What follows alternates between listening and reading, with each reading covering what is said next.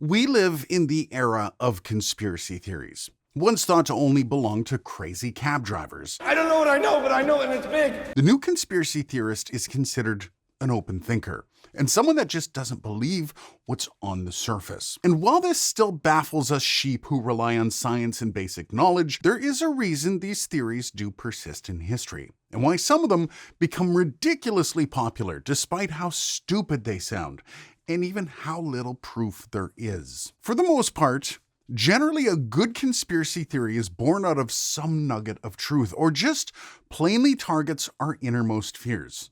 And the best of them do both. But the biggest reason they persist, and in fact become common knowledge, is because from time to time, they're proven true.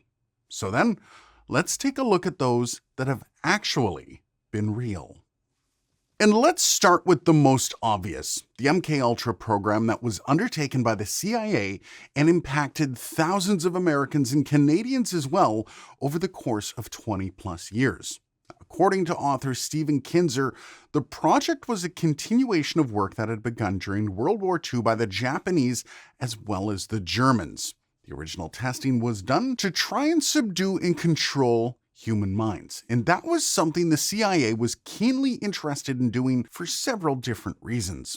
According to a document from 1955, the effort of MKUltra was to create a whole lineup of methods that would allow the agency to do things like find substances which will promote illogical thinking and impulsiveness to the point where the recipient would be discredited in public, or to create temporary amnesia, or to enhance a person's ability to withstand torture. Now, the list is actually quite extensive, and we'll dip into more of that in a few. But the search was on to find out if there was a way, through drugs, to basically alter humans to the will of the government. Mescaline, acid, flat-out chemicals, hypnosis, electroshock, sensory deprivation, isolation, and several forms of abuse, including sexual. And while many of these theories surrounding MKUltra focused on the supposed testing to make super soldiers, the biggest testing phase of the program was with LSD and was generally seen as defensive research.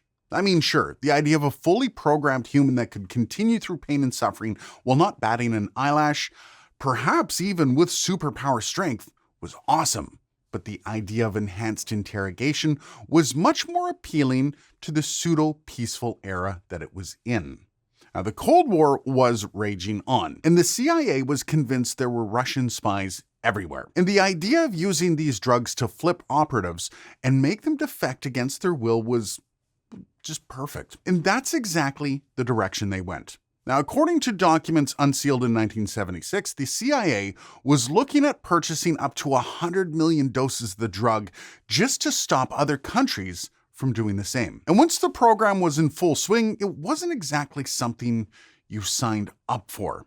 Now, they started with military personnel, but the sample size wasn't enough, so they spread their net for civilians. And while this whole story reads like a badly written Robert Ludlum novel, it cemented the idea in our heads that the government uses us as pawns, and that Big Brother had their hands in more than we knew. It was the start of the big push to distrust government. And to make matters worse, as the truth was coming out in the 70s, countless records were purposefully destroyed. So we will never know the full extent of the program or what they may have accomplished. Many think it may have found several versions of success in the early days, perhaps being the catalyst for certain high-profile assassinations. But sadly, today we will only focus on what we have proof of. And with that, there is a ton of information we're missing here, which means the conspiracies will only continue. And of course, we find ourselves back in the post-World War II era, early 50s to be exact, for our next theory. And this one is simple.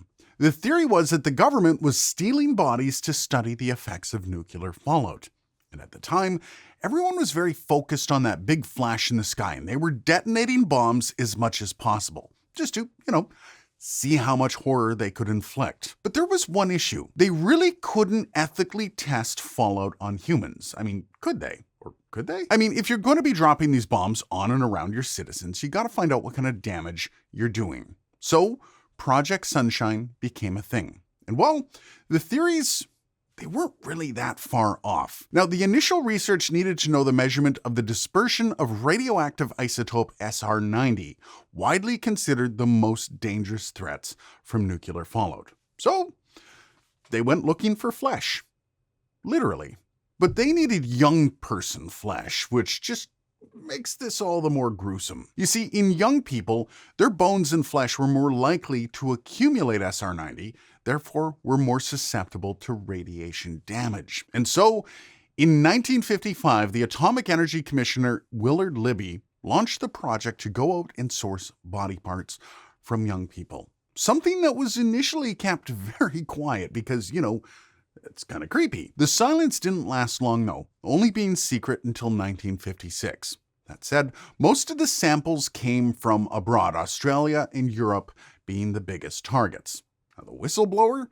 Well, a British newspaper reported that several scientists were obtaining bodies and shipping parts to the US. I will warn you, there are some horrific stories out of this one, and I would advise you not to dig too deep if you don't want to know more about it. For now, let's just call this one.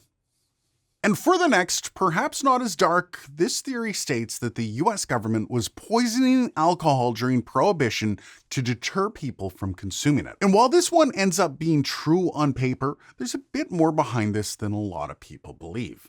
Now, in case you didn't know, nationwide Prohibition lasted from 1920 to 1933 in the US.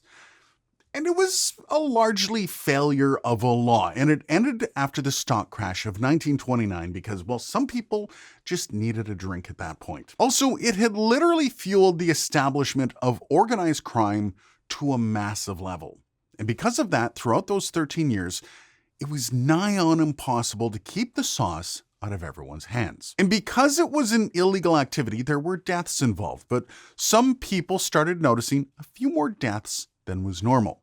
So the theory was that alcohol was being directly poisoned to deter. And it kind of was, but not directly. You see, the government knew what was going into the alcohol that was being produced. And considering the people that were making the alcohol were the less savory kind, they knew that some corners were being cut. And that one corner was, well, the alcohol itself. You see, during this time, the crime syndicates were using distilled industrial strength alcohol. Like the stuff you might use to clean. So the government just mandated certain additives to that industrial alcohol supply.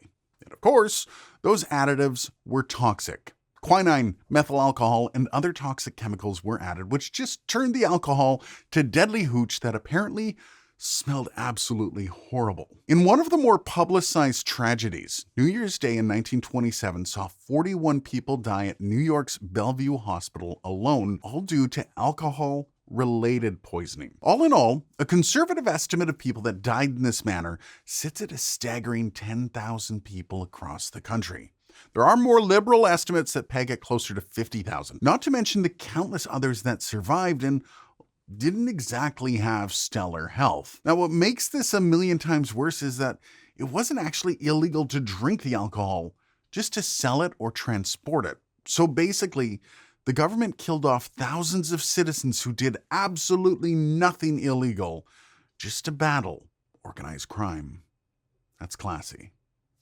And firstly, I want to apologize to anyone within the LGBTQ community for the naming of this, but sadly, this is what it was called. This was a horrific test that was dreamt up in the 50s to rid the Canadian government of all gay men from civil service, RCMP, and the military. Now, the reason the government wanted to do this is varied. Of course, yes, the stigmatization of gays and lesbians back in those days was pretty brutal, as most of the medical world still considered it to be a mental health issue. But there was also a tie to the Cold War. After several spies were outed in Canada and the UK, and were also found out to be gay, the permeating idea was that gay people were the perfect target for recruiting agents, mostly by Russia. Now, the idea is simple. Go there and do this, or we're going to tell on you. Now, considering the aforementioned stigma on homosexuality in the 50s, it was a proper threat. So the decision was made to remove all gay men from any role that may have had sensitive information. And at the same time, if they were able to just remove them all from the roles in the government and the military, all the better, right? So this machine was designed and deployed by Frank Robert Wake, a professor at Carleton University in Ottawa, Ontario, Canada. Now, the idea was that it would identify gay men through the responses to certain pornography by tracking specific physiological responses, specifically through the dilation of the eyes. A concept torn straight out of science fiction. And of course, the testing methodology was flawed from the get-go. The idea that random men who were strapped into a chair and forced to watch pornography would react differently depending on their sexual preferences, in a word, dumb. Now, initially, the people that were included in the study were told that it was to try and rate their responses to stress. After people started to catch on what the real use was for, less and less volunteered for it. But I think the truly horrific thing about this is that it was still going on in the 90s. And an apology from the government for, crushing their human rights into dust for decades didn't come until 2017. On that cheerful note, here's some interesting notes on these. Going back to MKUltra, the idea of wearing a tinfoil hat to stop access to your mind actually predates the program. In fact, it can be traced back to a story written in 1927 by Julian Huxley called The Tissue Culture King, where the main character uses a metal hat to prevent mind control by an evil scientist. In fact, the idea of using radio waves and other methods of mind control were considered during MKUltra. So, perhaps if you have just one in your wardrobe, maybe just to be safe. Also, during Prohibition, speakeasies were the main way to get out with friends and were generally built up in cellars and were very difficult to gain access to. But the parties were never really as boisterous as they are portrayed in movies. Generally, the mood was considered quiet and reserved, as patrons were reminded to speak easy, as to not notify authorities that might be close by. And most of these outfits were actually quite inventive, allowing the bar area to disappear completely if there was a raid, most times having it drop down to a sewer or even slide behind a fake wall. Also, when Prohibition lifted, it wasn't necessarily the end of the line for the laws. States were allowed to continue outlawing alcohol, and several did. The final Prohibition state laws to be lifted was in Mississippi in 1966. And finally, in case you were blown away by the seemingly progressive Canada being super invasive and not up to par for the gay community, perhaps a bit of history there. It wasn't until 1969 that the act of being gay was decriminalized in Canada, meaning prior to that, you could be locked up in a jail for just being gay. And by the way, it wasn't just a day or two in the slammer. In 1967, a mechanic named Everett Clippert was imprisoned indefinitely as a dangerous sex offender just for admitting to police that he had sex with other men. And to add insult to that, the Supreme Court of Canada actually backed up that sentence in a ruling later in that same year. And even though it got decriminalized in '69, it wasn't until 1996 that sexual orientation was added to the Canadian Human Rights Act. And it wasn't until 2005 that same-sex marriages were allowed at a federal level. And even in 2006, only 17 years ago from the time that I'm filming this video here, the Conservative Party was still trying to overturn the law. Canada, perhaps not as progressive as you may have thought. Thanks for watching.